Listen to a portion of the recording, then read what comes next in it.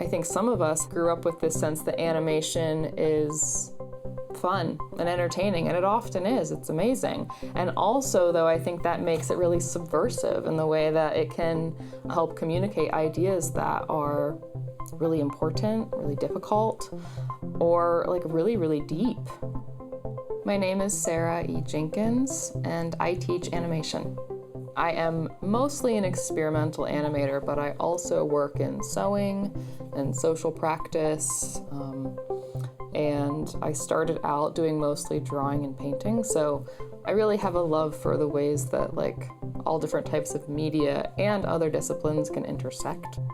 One of my favorite types of courses to teach is courses that introduce animation to creative people of other creative disciplines, like in painting or sculpture, for example, and then figuring out how they might integrate animation into their creative practice that already exists.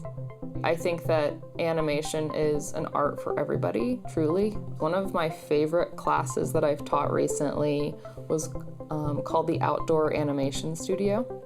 Thinking about animation outside of the traditional studio context, whether it is like finding a site, like maybe a statue or some type of a structure, and animating on it somehow, whether that's using chalk or using shadow in really interesting ways, or animating the human body with stop motion animation as though the human is a living puppet. Hampshire is one of the only places that I found that doesn't expect me to fit into a very strict curriculum. They really want me to bring my own special knowledge, expertise, ideas, and experiments to campus, right? The institution itself is an experimenting institution, and of course it does make sense that it would be such a wonderful fit for me to bring a more experimental way of thinking about making art to the school.